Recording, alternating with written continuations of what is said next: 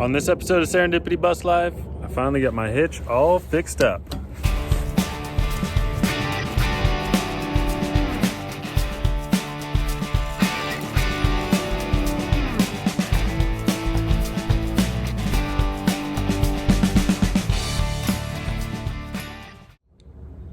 Well, for those of you who are longtime viewers, you know that earlier this year I had a lot of fun dealing with this broken trailer hitch on the back of my bus. So I went ahead and rebuilt the entire bumper, painted it, and check it out. Pulled the bumper off the back of the bus, and this is what we have. Just a whole bunch of ugly carnage. So I'm gonna cut all of this out with the angle grinder and fix my hitch so that all this can be gone. Well, I cut and I sawed and I ground it down, and I'm making some progress. This is all loose. I'm gonna trim out some on this corner of this to drop that down, and then there's just these ridiculous half-inch thick straps back there. So I got out the big guns. We're just gonna torch this baby off.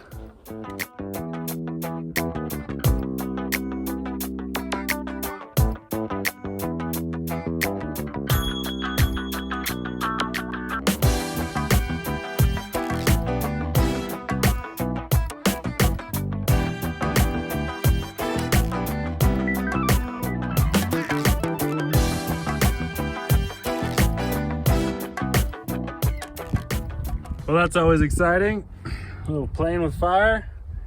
I've got this cut off on both sides now. Try not to light my bus on fire.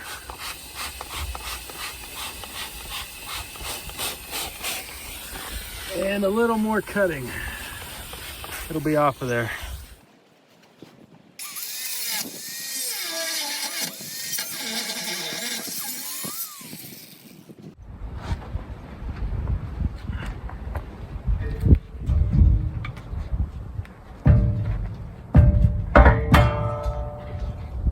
Yes!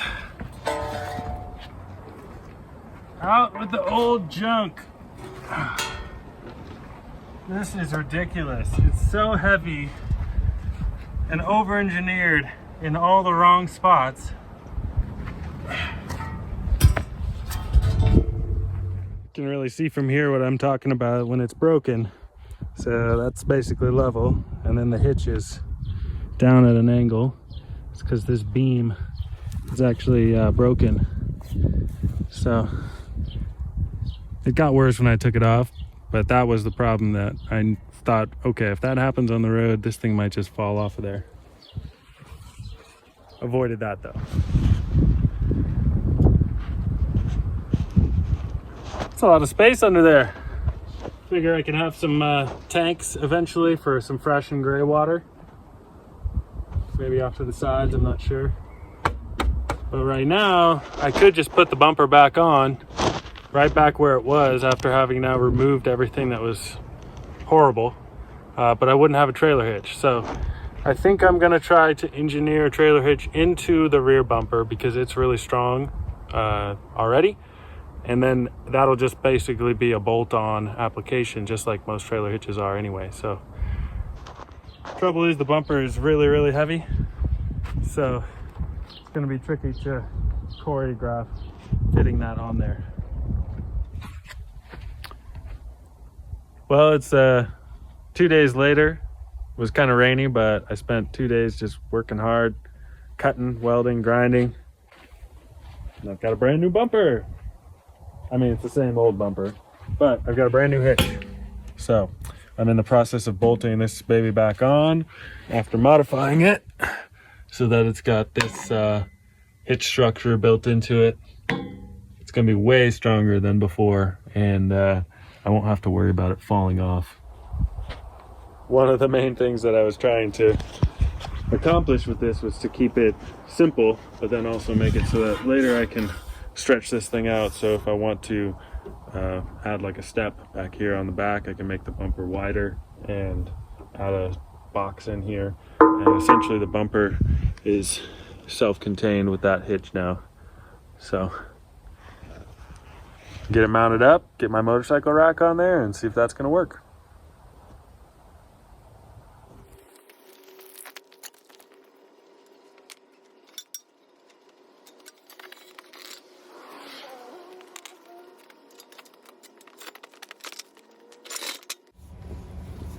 All right, so let's talk about this motorcycle hitch.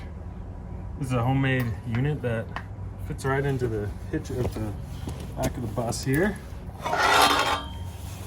And what's nifty about it is that it's got this lift.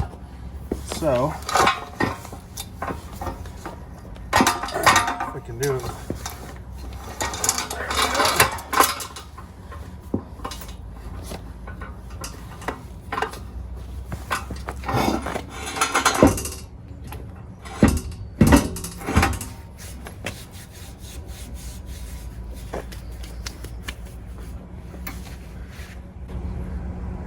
As you can see, I don't take it off very often because it's not light, but once it's on there, it'll pick up the whole bike. So what I've got is this main receiver fits into the trailer hitch, and it's got a riser so that it's got plenty of lift on the bike. And slide it all the way in. It's then locked with a standard trailer pin, and at the top, got my come along hoist, which allows me to lift the whole thing. So let's take a look. It's the lower support rail where the bike sits, and then this tube telescopes inside of this tube up to this ratcheting handle, and as I ratchet it, it comes up off of the ground. So one click at a time, I'm able to raise the entire weight of the bike up, and then once it's up, it locks with this pin and these holes. So it'll go through where all that aligns, and then the weight's not on the chain. Everything's supported pretty comfortably. I'm going to be adding some chains here off of the side to help stabilize it. So let's get this thing loaded up.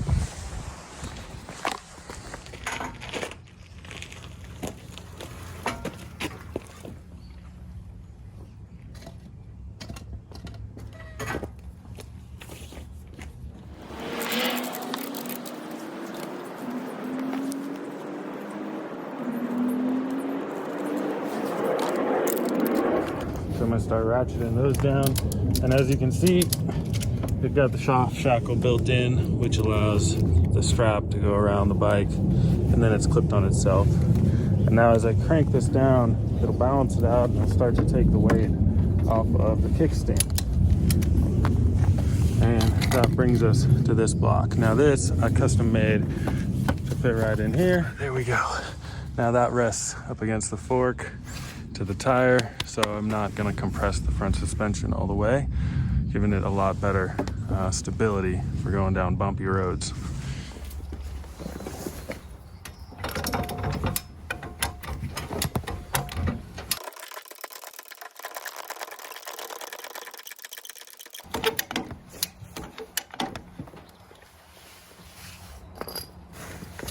All right, now you're all the way up. I'm gonna go ahead and put the lock pin in.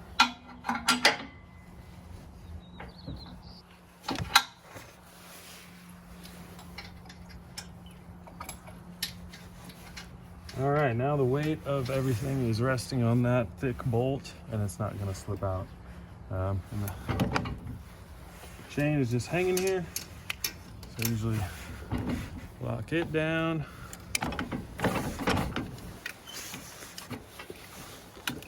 Like so.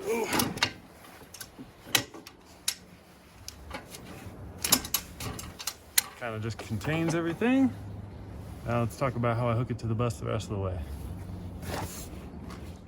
All right, I went ahead and bolted on some chains with binders here, and so that's allowed me to tighten these down quite a bit and makes it so the rack is pretty stable, because with the one point in the center that holds it, it's really just not quite as stable as I would like. But now the chains that's a big upgrade. Looking forward to that. Now to call it good, I'll double check the straps once I hit the road because things kind of jiggle loose, and then I'll tighten them down again.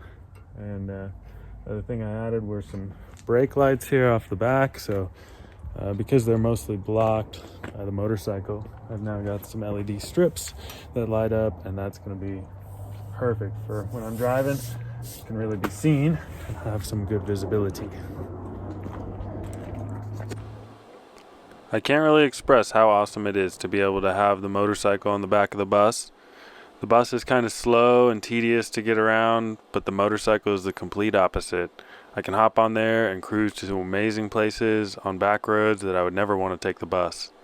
It's really a treat, and I'll tell you all about my Suzuki DRZ 400 in an upcoming video. So stay tuned, and thanks for watching.